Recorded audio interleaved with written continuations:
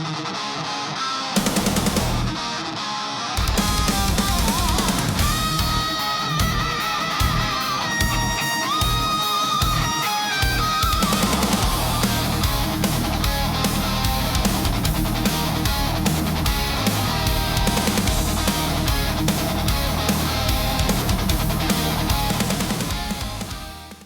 right, everybody, welcome back to Gonzo, Mike, and a VCR. I'm Gonzo. This is Mike. Man, we're going to talk about some more movies today, Mike, and give them a rating. And this is a great one. We have a super fan with us today. So today's movie is Jaws, and our super fan is James. He is the head coach and founder of Outsiders Wrestling Club out of up there in Baltimore. So James, we're glad to have you aboard. Introduce yourself and tell us how you became a super fan of Jaws. So my name's James Lawbeck. We're down here in Essex, Maryland, I guess, kind of east of where Steve's located at. And the movie was made in 1975. I was born in 1982, so this movie was readily available on like HBO, Showtime, Cinemax while I was a young child, and catching that daily and just being thrilled by it. All right, cool. So tell us a little bit about Outsiders Wrestling Club. I want to chime in a little bit too, but just tell us a little bit about it, man. How did it start, and especially how did you get the name, man, the Outsiders? So, obviously the NWA, NWO, and the WCW, the Outsiders, all that, the professional wrestling lore, big fan of that. So we were starting something in the local area to try to supplement the recreational programs. And it was outside, the common thing, and some things people didn't think was what was best for the community, but we did it anyway. So we rolled with Outsiders as the name. We came up with the logo. One of our family members made that. I've got partners over here who were in the MMA community and jiu-jitsu community who welcomed us in. And then I worked with a guy like Steve. Steve was out in Montgomery County. He had his son, had wrestled my son growing up. And, things just kind of come together as a high school club at first. And then we needed to have the rec club when COVID hit. So we started the rec club down here. And now we have the club available for athletes between 4 all the way up through college level. Yeah, that's awesome, man. I got to tell you, I got my Outsiders shirt on today. So just for this recording, right? Definitely got that going. So, Mike, let me just fill you in a little bit. Yeah. James had a team going to a tournament in Pennsylvania, and he put something out on the internet saying they needed a certain weight class. That was my son's weight class. Mm-hmm. And I just, I gave him a message and said, he looked up and said, hey, yeah, let's come on, let's do this. And we got hooked up, and we did a bunch of tournaments, man, throughout with both of my sons in high school. And it's awesome to get we would go to other states, mainly Pennsylvania, because that's a really good wrestling state, and get a group of the best kids we could from Maryland together and go ahead and go up there and compete, man. So it was really great for the kids off season. And I tell you, I learned a lot from James. I got to thank him because there's a point at which I had my son from Montgomery County, and James had a spot for him. And then there's a time, like I said, hey, I got another kid. James had a spot for him. And eventually I had too many kids wanting to get on and do it. And James said, yeah, we don't have room for all these guys because my roster's full. So I went and made my own team. And how did I do that?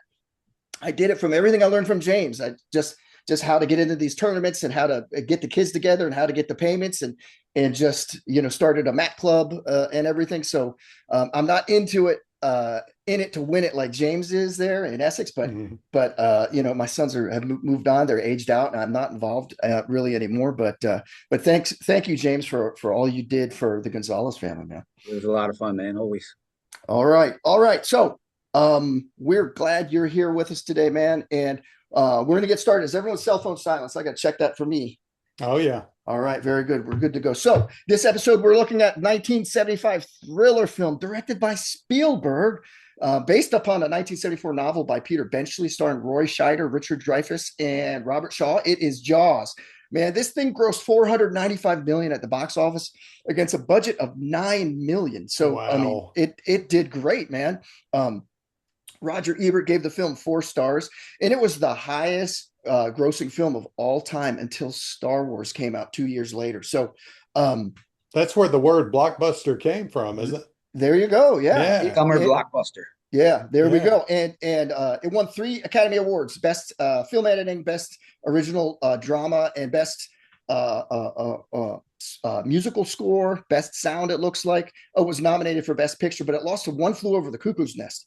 Hmm. Dude, can't believe that, bro. Not that that's not a good movie, but come on, it's Jaws. So Yeah. it resulted in 3 sequels. They had Jaws 2, which I'm going to say right now was watchable, right? Yeah. Jaws 3 in 3D. I saw that with my father in the I theater, think and got progressively worse. it was not watchable. and then Jaws: The Revenge. I'd never seen it. So, but we're talking about the first one, 97% on Rotten Tomatoes. I think that hits just about right. So, James is our guest, and he's the super fan, but we're not going to make him do extra work because he is our guest. So, I'm going to have Mike explain the plot for people who haven't seen it, or for someone maybe who they saw it, but it's been a long time. Mike, go ahead and tell us what this movie's about, man. Yeah, man. So for this movie, we are on Amity Island, and it is a picture perfect New England beach town. The summer season, though, it begins with a nightmare. So after a late night party, we'd see young Chrissy Watkins, played by Susan Backlany. She goes for a swim. Almost immediately is violently dragged beneath the water. I mean, it's not quite that quick. We see a lot of screaming and flailing. But she's dragged down by something that we don't see. So when her remains wash ashore, Police Chief Martin Brody, played by Roy Scheider, immediately plans to close the beaches. But Amity depends on summer tourism, just like a lot of beach communities do. And Mayor Larry Vaughn, played by Murray Hamilton, pressures Brody to keep them open, insisting that death could have been a boating accident. So that decision, of course, turns deadly when a young boy, Alex Kenter, played by Jeffrey Voorhees, which no relation to Jason Voorhees, as far as we know, he's killed in front of a crowded beach. And his mother offers a $3,000 reward for the shark, which would be roughly a little bit over $20,000 today, so a lot of money. Attracts every amateur fisherman with a boat and a weapon. So meanwhile, professional shark hunter Quint, played by Robert Shaw, offers to kill it, but he doesn't want 3,000, he wants $10,000. So later we're introduced to oceanographer Matt Hooper, played by younger Richard Dreyfuss. He arrives and confirms that Amity is dealing with an unusually large shark. But when local fishermen catch a tiger shark, the mayor declares the danger's over, but Hooper's not convinced. He cuts the shark open, doesn't find any human remains, does find, I think, a license plate, but realizes we caught the wrong shark. So that night, Hooper and Brody search the water and discover fisherman Ben Gardner's wrecked boat. And beneath it, Hooper finds a massive shark tooth along with Gardner's severed head. And even then, the mayor refuses to shut down the beaches for more than a day. On the 4th of July, the shark, who I'm just going to call him Jaws, he strikes again. He kills a man in a nearby lagoon and nearly attacks Brody's son, Michael, played by Chris Rabello. And with this threat now impossible to deny, Brody forces the mayor to hire Quint. Brody, Hooper, and Quint head out aboard Quint's boat, the Orca. And despite clashing personalities and Brody's fear of the ocean, they track Jaws, which Quint estimates to be about 25 feet long. He harpoons it with flotation barrels to keep it close to the surface, but even then, Jaws refuses to stay down. Or he actually drags the barrels down. He's so strong. So that night, Quint reveals that he survived the sinking of the USS Indianapolis, where hundreds of sailors were left in shark-filled waters. And soon afterward, he's telling the story. Jaws begins ramming the Orca, and Quint's obsession drives him to destroy the radio, their only communication, so they can continue the hunt alone, even as the damaged boat starts taking on water and sinking. So, in a final desperate plan, Hooper enters the water inside a shark cage, hoping to inject Jaws with poison. The shark destroys the cage, but Hooper escapes and swims to the bottom of the ocean to hide. It then crashes into the Orca and devours Quint. So Brody, stranded on the sinking boat, jams a scuba tank inside of Jaws' mouth, and from the collapsing mast, he fires his rifle at the tank, finally blowing the shark apart, totally kills it. Hooper resurfaces, and he and Brody paddle back toward Amity, exhausted, battered, but very happy to be out of the water. All right, man. All right. James, anything that he missed or that you want to add? No, it was pretty good. Yeah, Mike always does a pretty good job. He's getting better and better at that. So excellent job, Michael. Thank you, sir. There you go. So first take, James told us about, he saw it when he was young and he loved it. So Mike, I'm assuming you've seen this movie before you prepped for this episode, right? I have. First time I saw the movie, we have family at the beach, Myrtle Beach. Okay. So I was kind of like James. I didn't see it first run. I Okay. think I actually saw it on HBO too, back before it became HBO Max. And I think I saw it on HBO at my cousin's house at the beach. So you can only imagine the profound effect that had on 7 or 8 year old Michael. Yeah. So it was a freaky, scary movie. Okay. Yeah. I saw this in the theater with my family. I don't know what the hell they were thinking taking me, but I remember sitting next to my mom. Mhm. And when that head came out, she Oh, covered God. my eyes. Right. Yeah. But so I'm like 7 then, bro. Mhm. And it scared the crap out of me. I was scared to get in the swimming pool for a while because just the feeling of being in the water and imagining like, what if there was a shark in there? I'd have to get out of the pool, man. So it was Sure. crazy, but I loved it. I was riveted to it, and 100% scared of sharks, man. So Yeah. all right, so we want to talk about the main characters in your recap of what happened, Mike. You mentioned a lot of little characters. There's a lot of small characters in here, but this Sure. is just very, very focused on characters. So our main character, is, I would say, our protagonist is Hmm. Martin Brody, the police chief, played by Roy Scheider. How do you think he was in this role, Mike? And tell me, have you seen him in other stuff too? I've probably seen him in smaller roles. I know he was in All That Jazz. He was in Blue Thunder. Surprisingly enough, I never saw Blue Thunder. So to me, It was not good, bro. oh, okay. So I don't I didn't remember miss seeing that. anything. No. Yeah. Um, so for me, he is Brody. Yep. This is, and so it's very easy for me to accept him. What I loved is he's not a Hollywood creation. I think any of the three of us could imagine knowing this guy. They made him so real. He wasn't even like the everyday guy like Bruce Willis in Die Hard. I mean, he came to it. He had what else? He was chief of police, but he was scared of the water in this oceanfront town. I couldn't help but think, since we're talking about Spielberg, Indiana Jones, right? He's not afraid of anything, but he's scared of snakes. Yep. So this character has that fear. So I think that for me, out of all the characters, we're going to talk about him, but he made it really effective because if you don't care about him, you don't really care about what happens.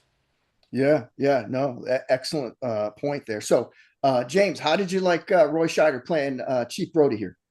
I thought he was incredible. I mean, his poise under pressure was really impressive to me.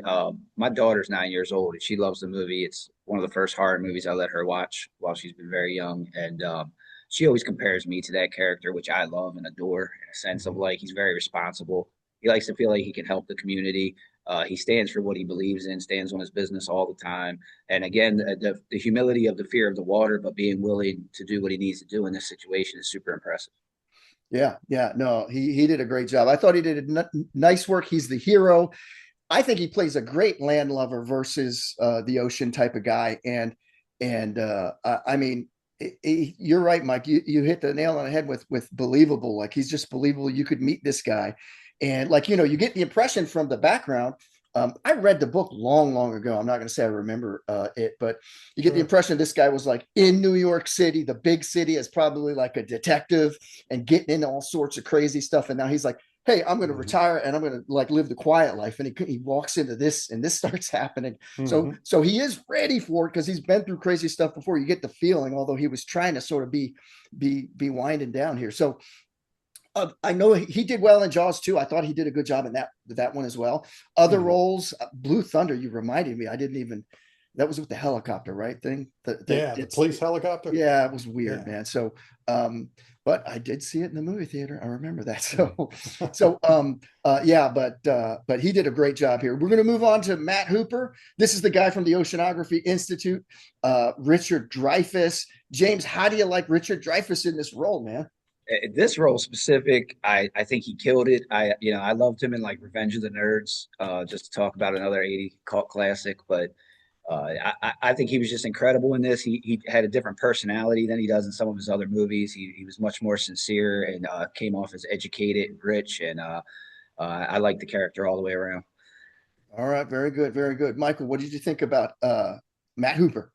Yeah, he kept it entertaining. He was almost, if there's a funny character in it, he brings the funniness. And you mentioned reading the book. I only read the first few pages of the book, so you can definitely probably speak a lot more to it. But as I understand it, in the book, Hooper was having an affair with Brody's wife. So they definitely, this was a huge departure from the book because they didn't know each other when he I got do to not town. remember that from the book, but I read the book when I was like young, man. Yeah.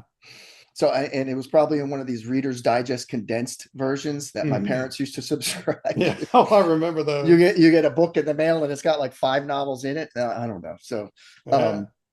yeah, I think he does a great job. He's totally believable as a geeked out oceanography nerd who's a rich kid. Totally Mhm. believable. I love how Quint gets on him for it too, saying Yeah. transplant, whatever. I don't care what you're doing. He said, those let me see your hands. He goes, look like you've been counting money all your life. He's just getting into it, man. I love it. He plays well. I love it when he's like going in the water and he's like, I ain't got no spit. Like it's just like he's believably scared in that. So, Did you like when he said, you got money or you got rich or something? And he said, well, how much you worth? I think it was Brody asking him that. yeah, And he said, Yeah. well, you just me or my family? It's yeah, like almost like a humble brag kind of, yeah, Yeah. yeah. He's like Brody's like, who paid for all this stuff on that boat, all this yeah. gadgets? He's like, I did. He was like, what are you rich? He was like, yeah. Must Yes, be I am. must be nice. So I loved him also in Close Encounters. I loved him in American Graffiti, Mhm. Mr. Holland's Opus, and Stand By Me. He was like the narrator in Stand By Me, and he had a small part where they're showing him at the end because he was the writer. Yeah. But yeah, he did a great job, man. I want to move on to our next guy, and this is a big one. Quint, captain of the Orca, played by Robert Shaw. Mike, how did this guy do acting in here? You know what? I know he's been in a lot of other movies. If I've seen him in anything, I don't remember. For me, we talk a lot about the one character you can't take your eyes off of. And for me, this was Quint. Um, and if I immediately thought, I didn't think about this as a kid, of course, because the movie wasn't even out. He reminded me a little bit of Sean Connery's Malone in The Untouchables because he's like the guy that has the background. He knows what they're dealing with, even if he doesn't know how bad it is. So I loved what was it, his story about the USS Indianapolis. Yep. I know that was based on a true story. Steve, you've actually told me quite a bit about that before. So that was definitely an incredible scene. So any scene he was in, he just drew your attention away from everything else that was going on. Yep. James, how do you like Captain Quint here, man? He's probably as described. Can't take your eyes off of him. Most exciting character overall. Just hard edged and a great contrast with like Hooper. Again, I agree with all those things. And yeah, just not to spoil some of the notes I have later for the what we're going to talk about, but yeah, he's my favorite character most likely in the whole movie. Yeah, there Yeah. you go. Great. He's perfect for this role too. He's realistically old school macho here and like working class, man. This dude Mhm. is so versatile. If you haven't seen him in From Russia with Love, he is the assassin for Spectre that's going after James Bond. Okay. Dude, it is 100%. He's different looking. I mean, it's Mhm. crazy. He's in ripped up shape. He's got blonde hair. He's muscular built. I mean, it is crazy. When I found out that was him first, I was like, wait a minute, what? I had to go Mhm. look. That's like it's almost as good as like Val Kilmer, playing from playing Iceman and then playing Jim Morrison in The Doors. Like he and actually pulls it off. Oh, like the range he has. Yeah, the range of Yeah. what role you can put him in. Man, he did great in this. And I just love how he's just grilling on Hooper, and he takes the chief under his wing and is like, he's trying, hey, I'll help you. Just ask me which part of the knot to pull next time.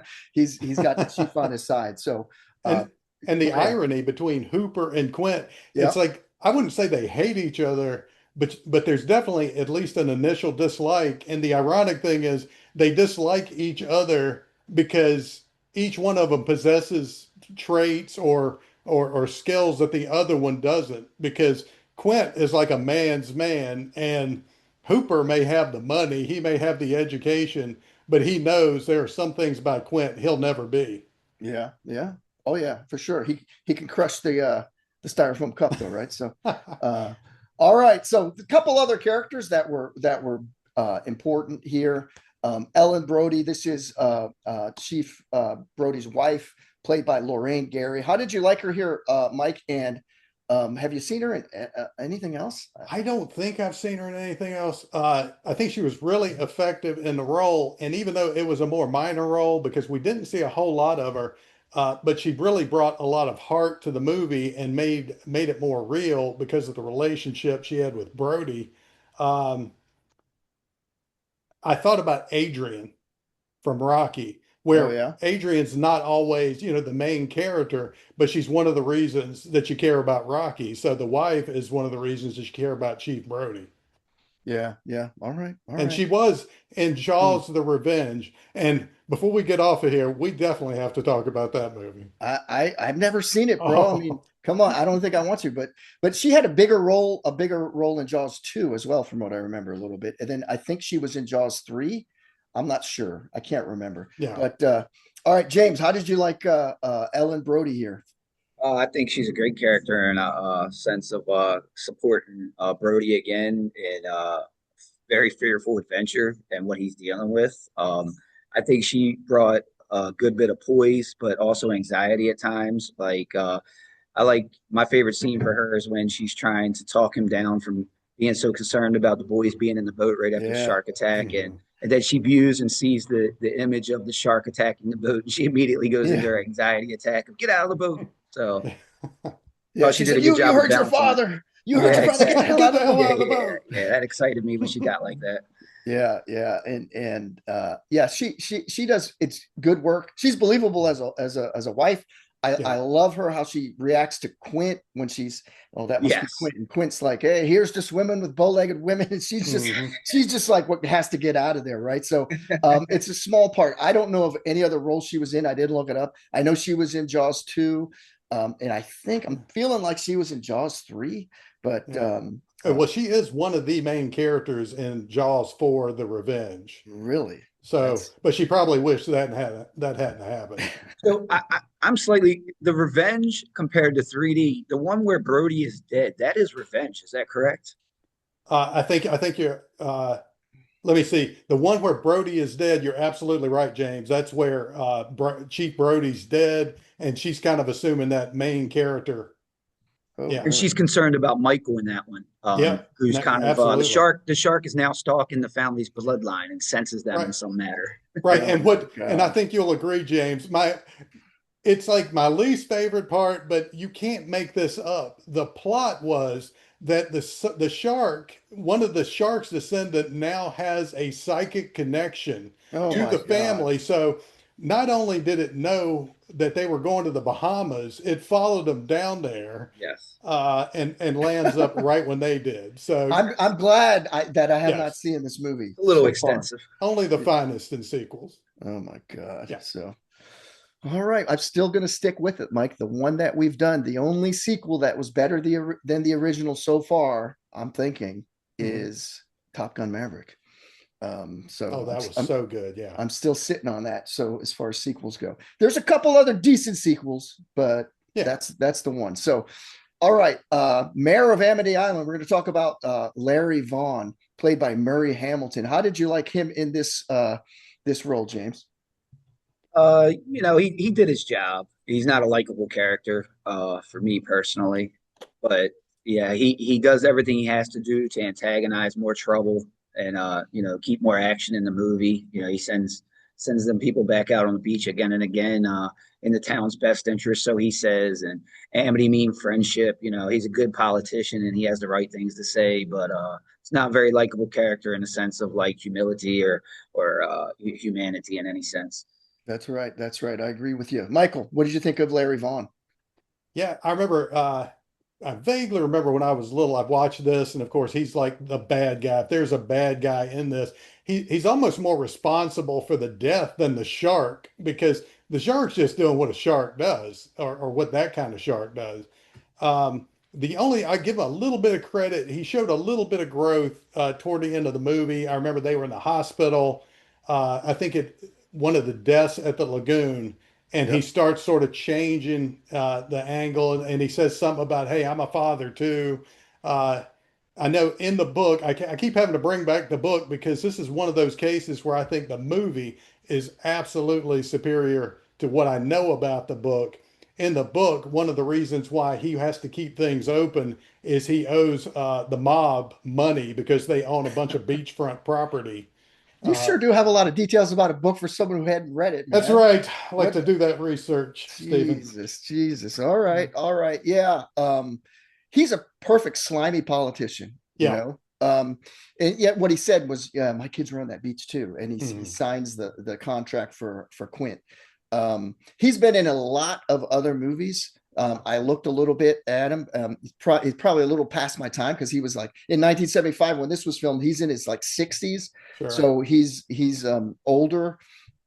But been in some. They had some like war movies, like Navy. He was in some Navy movies and stuff. Some old stuff. So I think he did well for being a politician who you wouldn't like, right? So, Yeah. um, all right. So we want to talk about, I mean, that's really the core characters, really those first three.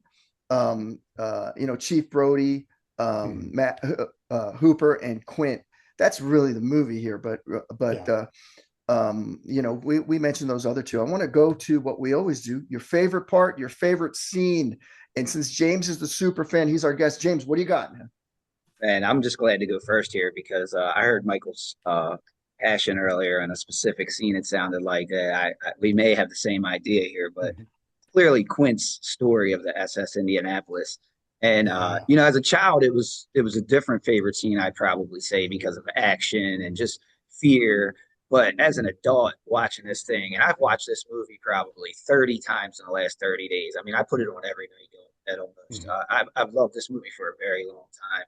And that moment where he explains that story and it gets really silent, it's really quiet, and he's really dragging it out. He's being super theatrical on it all. And then the shark attack comes right after. I mean, I don't think it gets no more thrilling than that moment. The whole movie takes off from there. All right, all right, very good, man. Good one, good one. Michael, what do you got, sir? Yeah. James, you're absolutely right. I specifically didn't put that one as my favorite because I know that is such an iconic scene. I was looking for another scene where it really hit me, and it's not a character that we really got invested in, but especially this time, I have not seen this movie in years. My wife and I watched it yesterday, and I couldn't believe how invested I was in that first attack, Chrissy's attack, because Okay. she's just going out, she's just having fun on the beach. She grabs this guy, wants to go out for a swim. The way that she died and the way that they filmed it, I thought was so effective in terms of you felt what she was feeling. She was screaming like there's no help. It didn't matter that that guy passed out on the beach. He could have been awake. He wasn't going to save her. He was going to get eaten himself.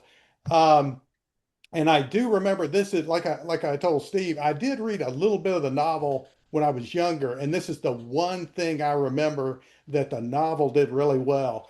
When that shark strikes her the first time, I remember the novel talked about she just felt this sharp pain and she reached down to grab her leg and it wasn't there. It was just the connective tissue in that moment. So for me, that scene is just, it really sets the tone for what we're about to see.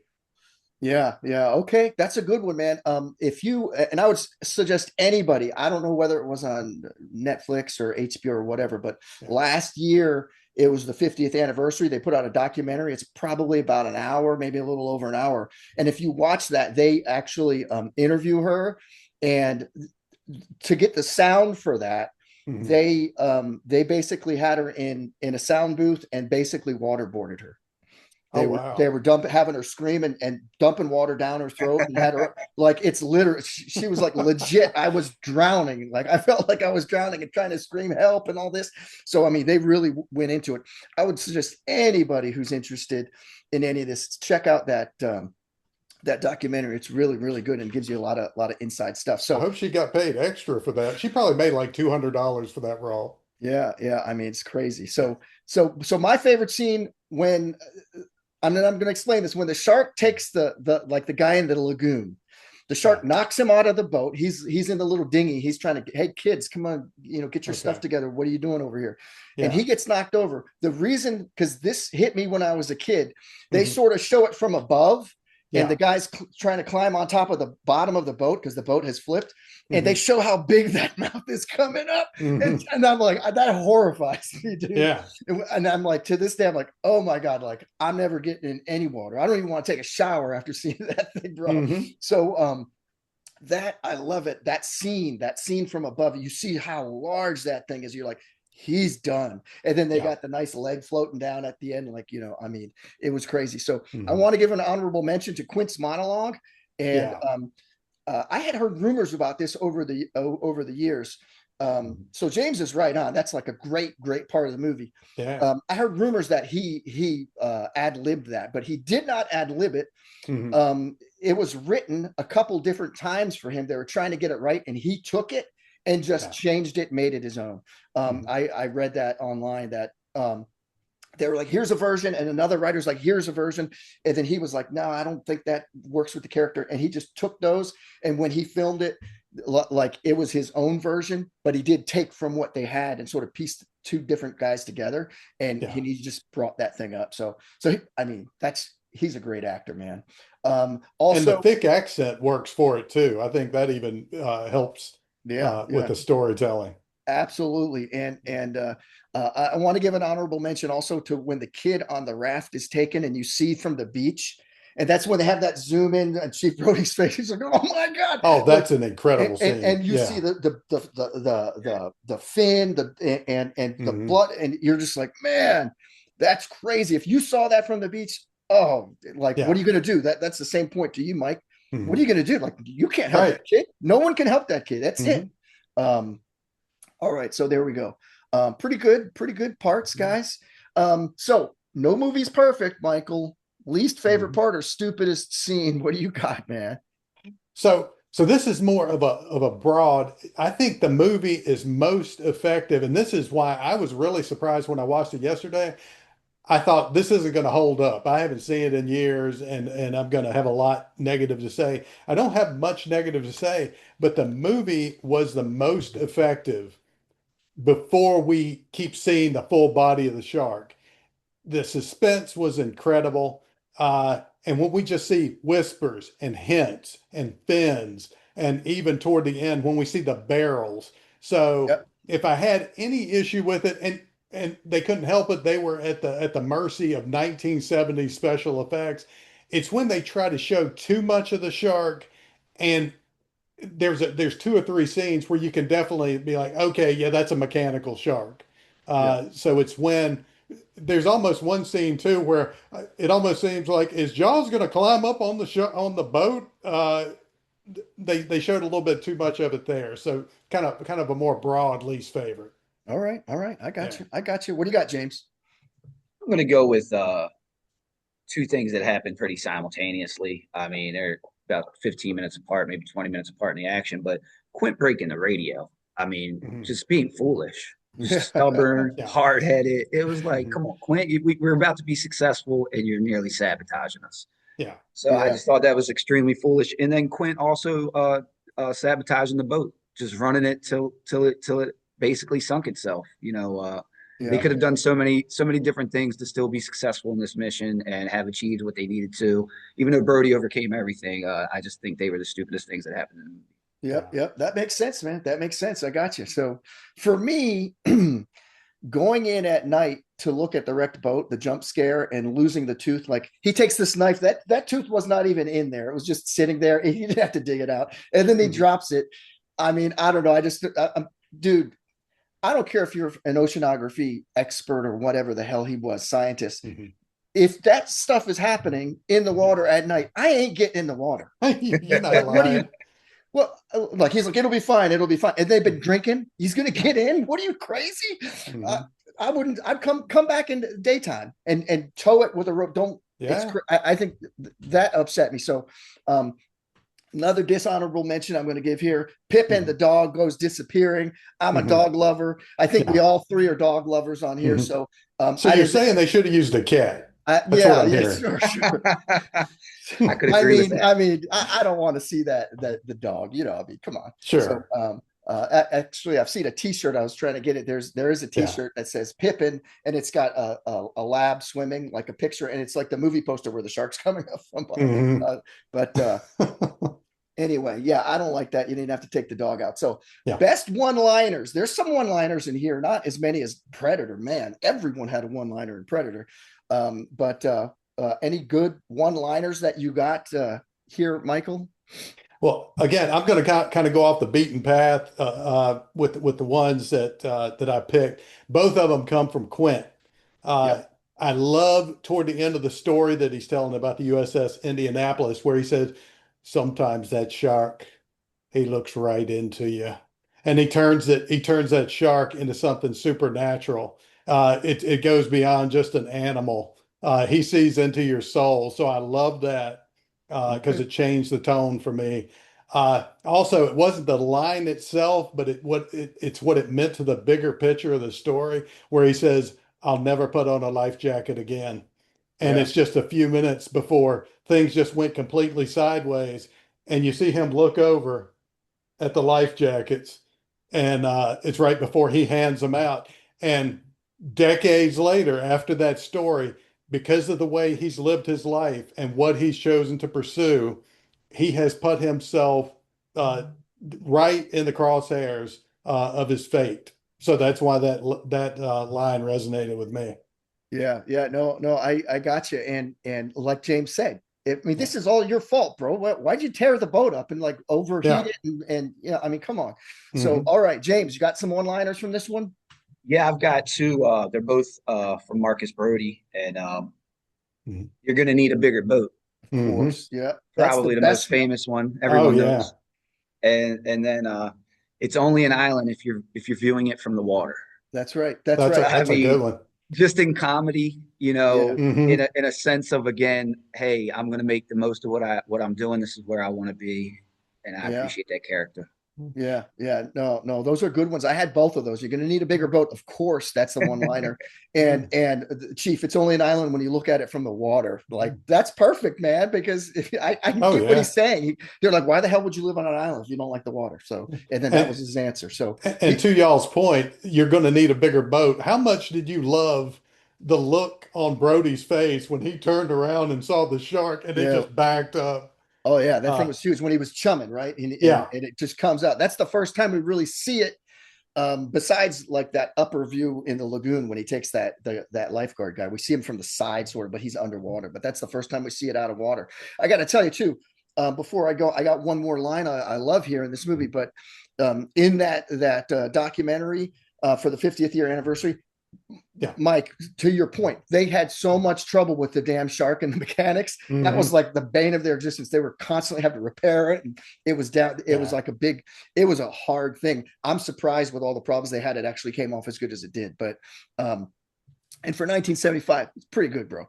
So absolutely. My last one-liner I like is when Quint is meeting Hooper, and he says Hooper says something, and he says, in response, it proves you wealthy college boys don't have enough education to admit when you're wrong. And I Oh, that love is a that good line. one. I love it, that line, because Yeah. he just sort of puts him in his place. Like, you may be all educated and everything and have these big degrees, whatever it is, but Yeah. I've got some experience, bro. And sometimes what I'm saying is the right thing, right? So love those lines. So all right, man. Any deep cuts you got, and additional things that we haven't talked about here? Mike, what do you got? The big one that sticks out to me, I absolutely to this day, that poster is incredible. I don't think there's another. You look at that poster and you just get the sense, and it's fair to say that in the poster, the shark that they used is more like a megalodon, because Yeah. even Jaws is not the size of the shark coming up under the girl in the water. But But it that catches you though, right? It catches you if Oh, you see that absolutely. poster. I think that is such a selling point. The other thing that jumped out at me, and I'm sure James picked up on this, absolutely being a super fan, is I think the book was released in 1974. The movie was released in 75. So they identified this book, got the screenplay. Things happened very quickly, Yeah. within a year, 2 years of each other. Yeah. That's that was quick. I never thought about that timeline. That's pretty crazy. James, what other things you like to discuss about this movie we had talked about? Admittedly, I've never. I have no information from the book. I've never Mhm. read it. I've never really viewed through it. Nothing. So, but I would say an amazing thing to me is, like you said earlier, the mechanics of the shark and the difficulty it caused. Mhm. But alongside of that, the fact that what is it, 80 or 90 minutes of the movie does not show the shark. The shark is Yeah. not seen. It is just built up through suspense. The Mhm. sound, the way they used the sound effects and the music, the theme music to build the anticipation, for the shark to show its head at any moment, but they went so long without doing it. I just think it was genius. It was very well put together for the times, 1975 again. Yeah, and that, man, we got to talk about the music, right? The No music. kidding. Yeah. That soundtrack's so famous, they Mhm. even used it in Caddyshack when someone Uh, put a Heath bar was it a Heath bar or Yeah. something like that? I don't know, Baby in the Ruth, or pool. yeah. Oh, Baby Ruth. you're right, Baby Ruth, because it had chunks, right? and, Had to and have peanuts. I'm telling you, man, it's crazy. I had some corn on the cob last night. Oh, good. I still have this question this morning. Why the hell do we eat corn if we don't get anything out of it? Just to Oh, take yeah. from that what you want, bro. So, Mhm. And they used it as remember when Airplane, the original Airplane was first coming yes, on, and it had the tail the going through the tail, clouds. the back, yeah, through the clouds. Yeah. That's right, man. So, definitely, any fans, I'll say this: definitely check out the documentary for the 50th anniversary. It was great. One of the things on there, this was all Amity's Martha's Vineyard, and there's a lot of locals used in the movie. And Mhm. especially when all those people were going fishing out in the boats. And by the Yeah. way, I'm going to mention, why the hell are you putting a dog on like the front of the boat, like where there's no, like there's two different scenes where like Mhm. my wife's like, why is the dog? That dog's going to fall into the water, right? So, Yeah. but they use like when that one old guy's like, they're going to wish their mothers never met their fathers, and they're like all these guys talking about when all those are like locals came and said, hey, I want to be in it, I want to be in it. So Yeah. real people. So You that know, was, you know, another small deep cut or yeah, something entertaining for people to look for, like an Easter egg, is also the shooting stars. The two scenes with the shooting stars. They've got some yep, fame. that's right, So that's right. something for fans to look forward to if they're watching the movie. Yeah. Now there was one at night when they were getting ready to when they were drinking, right? Yes. Mhm. And that's right before Quint's speech. When was the other one? I know. The other one was shortly after the crack of dawn, pretty much the next morning. Oh, okay. All right. So Oh, and James, I have to say this too. If you listen to the podcast, you're going to know what a huge fan of Mr. Mom that Steve oh is. my God, So I man. can't I can't Mr. let Mom, it go worst movie. without saying they also used the music in Mr. Mom for the For the vacuum stupid vacuum cleaner, which they cleaner. call Jaws. Bro, that's so Oh yeah. terrible, man. I don't know why. Oh yeah. Mr. Mom, man. I had to pay money for that crap, That's man. right. Like to rent that. That's terrible. Not as bad. What's the other terrible one? 9 to 5. Oh my God. See, you know that sucks, man. Come on. It's worth watching it for Dabney Coleman. I love Dabney Coleman. My gosh, man. Yeah. So all right. So I do want to mention, I do think Jaws 2, they pulled it off, as it wasn't better than the one, but like I watch that, if I'm flipping through, yes, people, I still have cable where I have channels.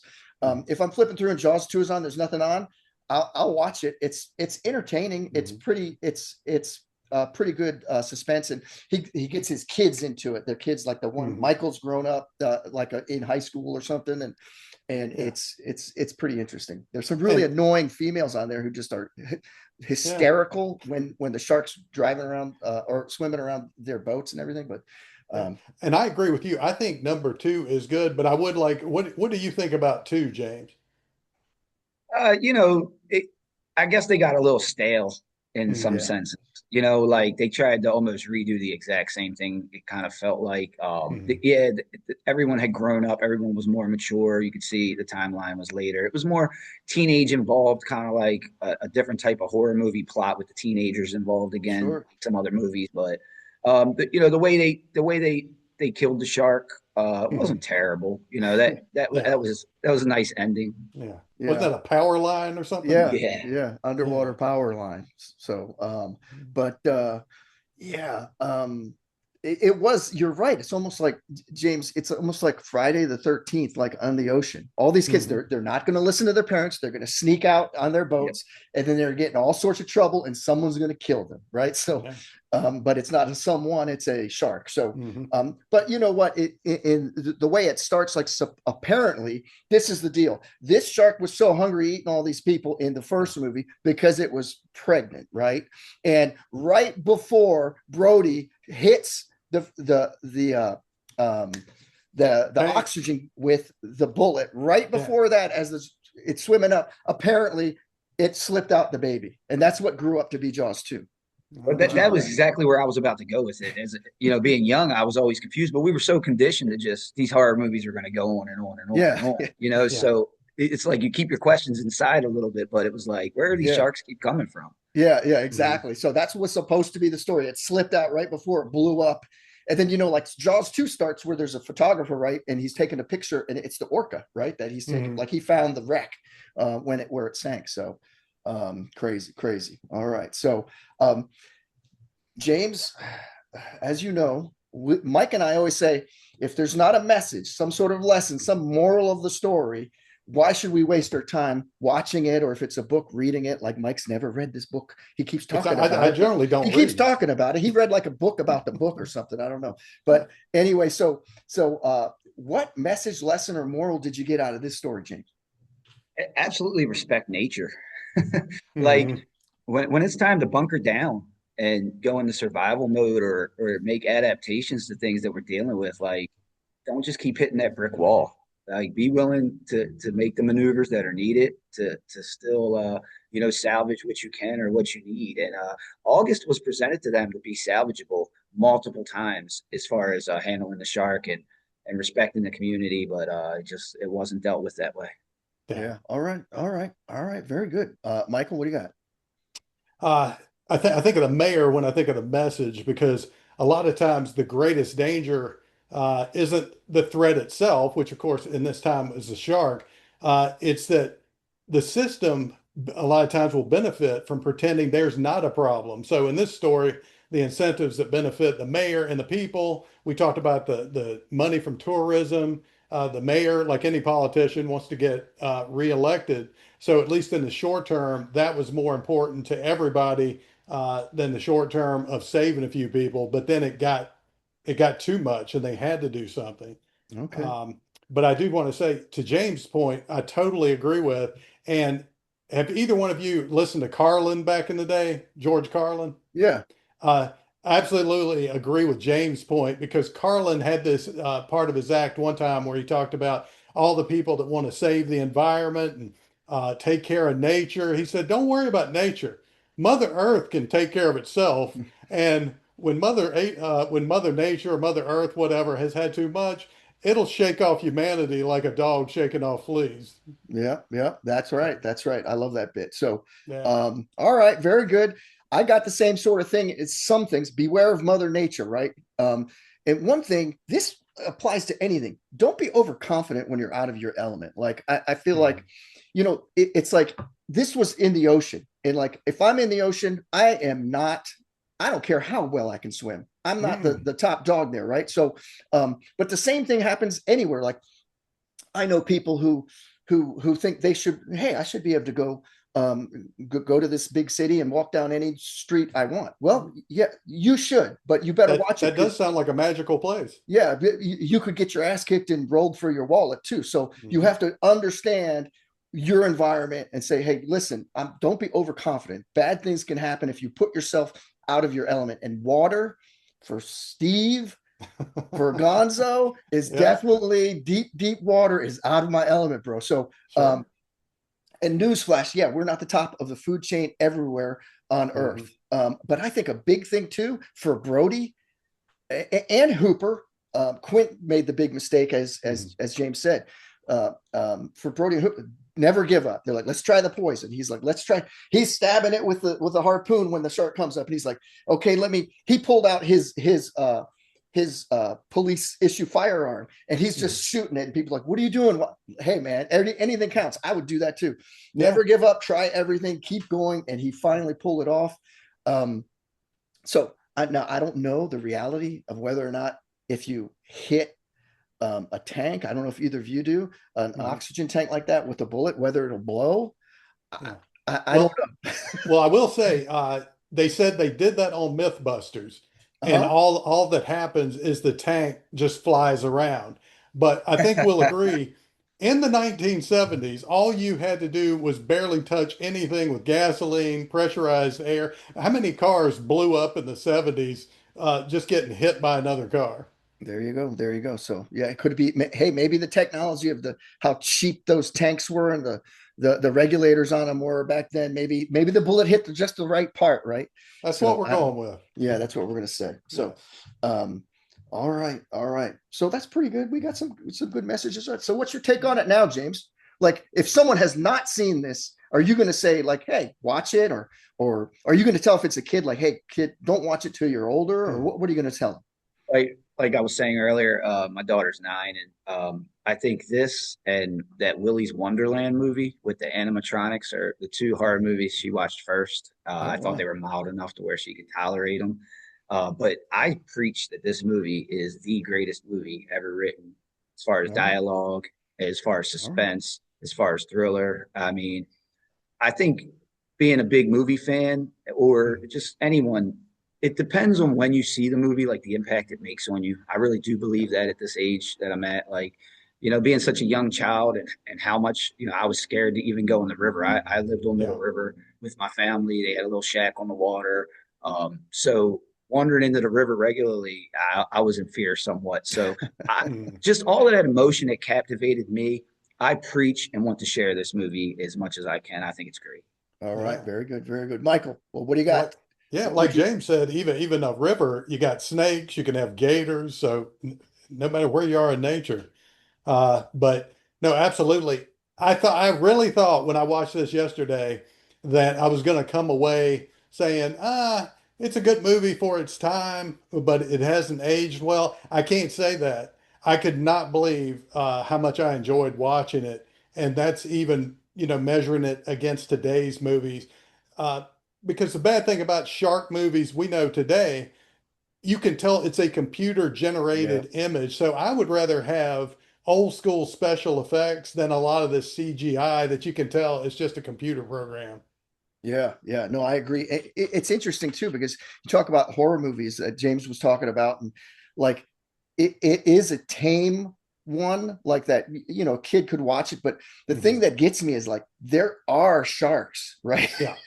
and like, so you're watching something, someone's like, oh, okay, go down to Australia and go swimming out in the middle of some bay somewhere. This could very likely be happening. This big ass thing's going to eat you. So it's that touch of reality is what I'm like, bro, come on, I can't do that. So I would say definitely, if you have not seen this movie, you have to watch this movie. This is a great movie.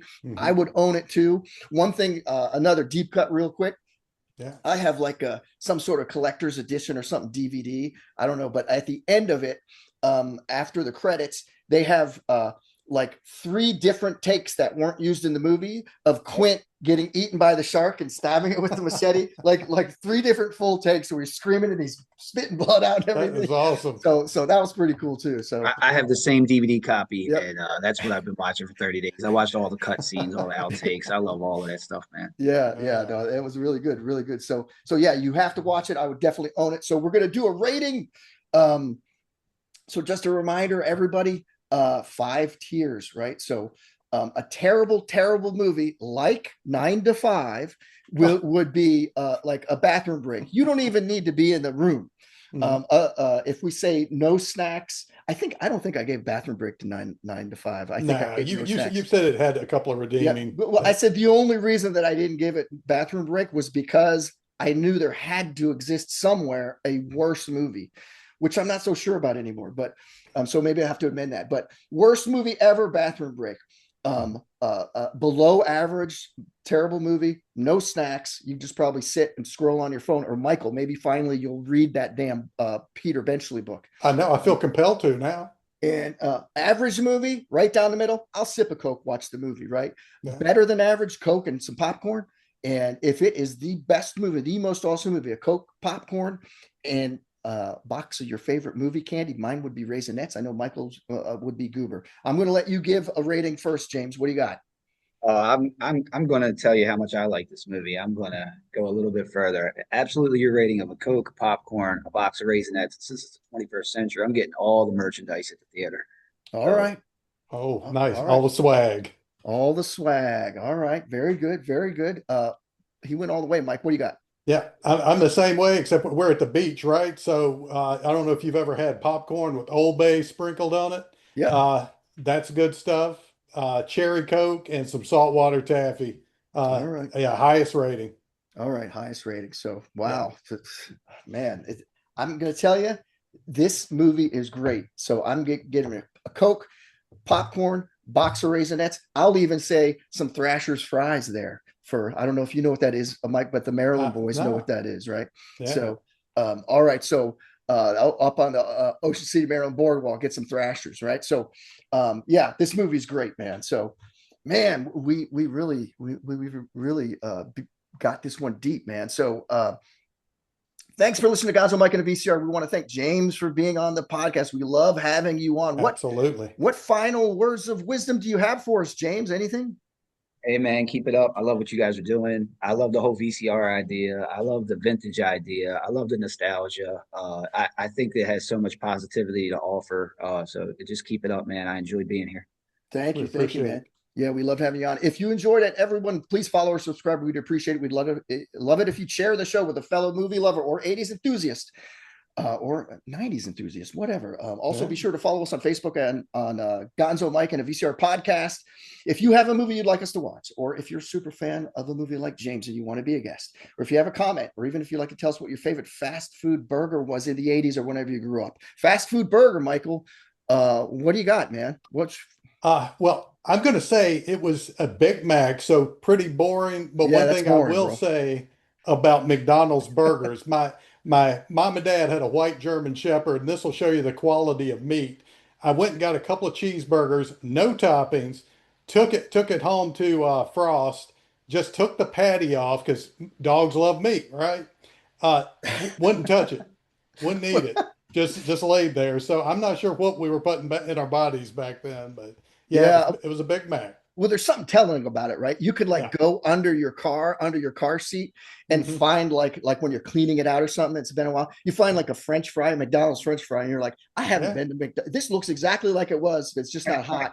I haven't been to McDonald's in 15 years. It hasn't broken down at all. You and me both. So, I have not been, I can't tell you the last time I was there. So there's a place that was in Gaithersburg, Maryland. It was called the Red Barn. I don't know if there was any other than more than one of them. I don't even know if it was a chain, but it had, and of course the building looked like a barn, and it had the Big Barney. That was Oh. their take on their big, huge burger. So that was Now, my favorite from the 80s. did it have special sauce or was it just a huge It burger? had special sauce. It was basically what McDonald's uses, but they called it something else, like Okay, Thousand Islands or something, right? So, sure. James, favorite burger? You got anything special out there near Baltimore? I try to eat a lot better nowadays, so it's been a while. But when I was eating fast food, I was a Wendy's fan. I like All the right. Wendy's burgers. Yeah. The And square patty. yeah. I like them, the Baconators. They Yeah. were something I went to a lot of times. Yeah. So that's cool, man. So I know you're in shape now, man. I seen you rolling jujitsu online, doing those open mats, man. That's good stuff, man. I haven't done that in a few years, but man, when you're out there 30, 45 minutes with different people, it's crazy, man. Very good, very good. All right. So people, if you'd like to do any of those things, shoot us an email at gonzomikevcr@gmail.com. That's gonzomikevcr@gmail.com. I'm checking that thing once daily for you. Additionally, feel free to leave comments on your listening platform, whether it's Spotify, Apple, YouTube. We're getting a lot of traction on YouTube, so check us out there. For those who aren't aware, we're now on video on Spotify and on YouTube. Other platforms will carry the regular audio, but if you want to check us out on video, hit us up on Spotify or on YouTube. We've added some polls to Spotify. Let us know your thoughts if you're a Spotify listener. For our next episode, we've got another super fan. We're going back to, or actually going forward from 1975 to 1989 to look at a teen romantic comedy drama directed by Cameron Crowe in what was his directorial debut. And Was that Fast Times? Stars John Cusack. Tell them what it is, Mike. Well, we're revisiting the movie that taught an entire generation of guys, which includes Gonzo and myself, that when words fail to get the desired response from the girl you're interested in, just stand outside her bedroom window with a boombox and hope the neighbors don't call the police. Yeah, and Be it's taking a look at Say Anything. Say Anything. In the boombox, you got to play, what's his name? Phil Collins, right? Is that who it was? I think it's Phil Collins, bro. So Say Anything. Yeah. So it's not Peter Gabriel. No, but Peter Gabriel and Phil Collins were in Genesis, correct? But okay, maybe it's Genesis. I don't know, bro. What are you doing to me? So, all right, man. All right, we got it. It's Say Anything, people. So, well, folks, that's a wrap. I'm Gonzo. I'm Mike. I'm James. Until next time, keep watching movies. Gonzo, Mike, and VCR is produced by Gonzo and Mike. All rights reserved. Gonzo, Mike, and a VCR. Press rewind, they're the movie stars. And